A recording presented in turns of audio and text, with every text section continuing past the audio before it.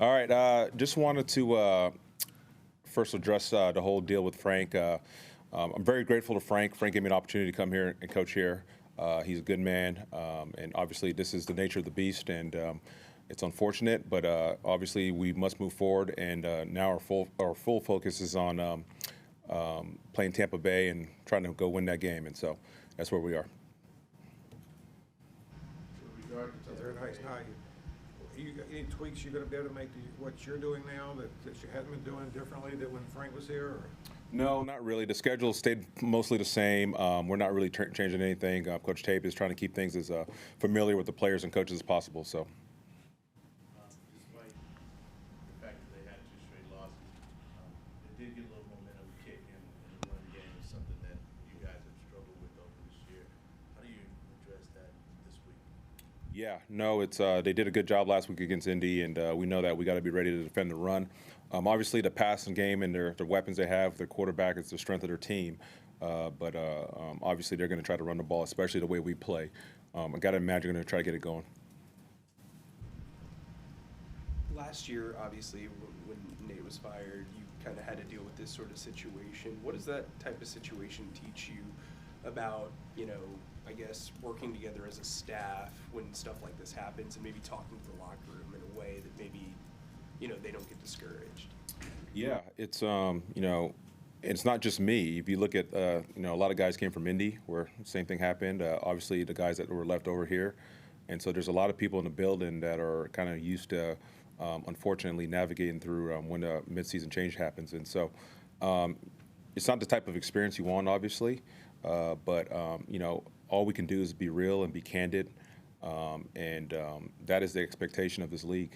You have to win, and so we all understand that, and everybody has to perform, players and coaches, and as long as you understand that, whether you're in a good situation or not, you can always feel good about what you're doing. You can put your best foot forward. I think every single member of the secondary has missed at least one game due to injury. As a former DB coach and having the experience that you have you ever seen anything like this? And how have you managed through it? No, it's been incredible. But again, a lot of credit to the players. I mean, the backup guys, Boodle, obviously he went down. David Long, Troy Hill, Jamie Robinson. I mean, on and on and on. Jameson. There's been so many guys that have filled in and give us quality reps. And again, I can't thank the coaches, especially D. Hall, Bobby Maffei, Mayor Chowdhury, all the assistant coaches that are quality control coaches that are helping getting these guys ready. And so it's been a team effort. And really, honestly, I have little to do with it because I'm more on the game planning part of it. But there's been a lot of work behind the scenes to get those guys caught up.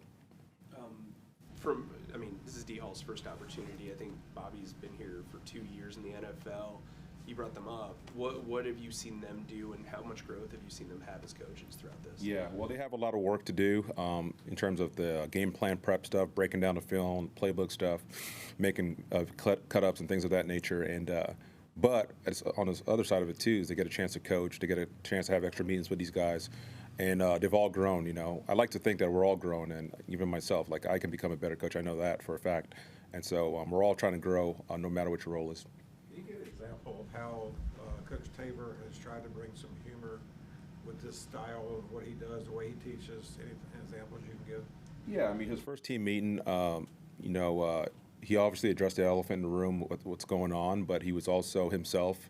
He brought levity when it was appropriate, and he brings this bell into the meeting room where he hits a bell to start it and stop it, and he does goofy things like that. So no, he's been great. He's handled it well, and obviously it's not an easy position. So. Well, how did you bring levity? Oh, the bell. Was it the bell? Yeah. So it was like a gong, or how do you? So what's it's like one of those little school bells. Ding. Yeah, one of those things. Never changed it. I guess coming into this matchup against Tampa Bay, what stands out to you, especially from a coverage standpoint?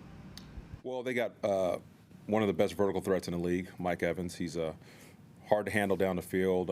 They got Godwin, who could work underneath. They just got really solid players, and tight end's doing a good job. The running back has been very active, and so there's so many threats on the field. Baker can really push the ball down the field, and so this is a very good throwing team, and so we've got to affect the quarterback. We got to get pressure. We got to stay on top of the field. Going back to you mentioned the injuries.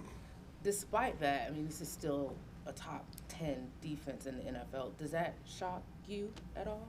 No. We talk about the standard not lowering ever, and we always want to have the mindset that no matter who's on the field, everybody's capable of getting it done. And so that's the mindset. We're not going to make excuses. Everybody deals with injuries, and so whoever's out there, they have to be ready to go. I know you don't like to single out guys, but Wormley had his first snap since the ACL injury. What did you see from him? He was good. He was really good, yeah. Limited snaps, but he was effective, played the run game really well, and we expect him to continue to get better as he gets more more play time. Coach, you talked about Baker and how he can throw it around. Some of these guys in this room played with him last year and got to know him as a player and as a person. Has there been any kind of talk? I don't know if you faced him in your coaching career, but in this role, how do you try to neutralize that threat of Baker? Because you talked about the receivers, but still, he's the guy pulling the trigger. Yeah, no question. Yeah, no, that's good that the guys have experience with them personally and on the practice field. And the cool thing too is that I've coached against them as well. But I always think that players feel better about competing against guys, especially when they have familiarity. So I think that's a good thing. And then the big key is obviously he can throw the ball down the field, but this guy can keep plays alive. He can scramble, really not for yardage, but to throw the ball. And so we got to do a great job protecting the pocket. On changes in working forward after Frank's dismissal. Is there a noticeable change in your unit and what you've seen in practice this week? And talk to some guys, and some guys feel they hold some responsibility for what happened as players to Frank being dismissed.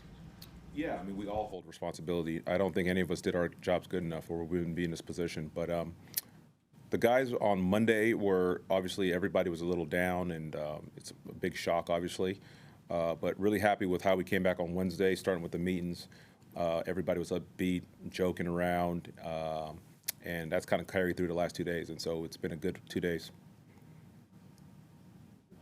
Following up on that, how would you kind of describe the impact that Frank had on you? I know it wasn't a super long time, but just your experience with him as a coach, as a person. Yeah, Frank was a player's coach.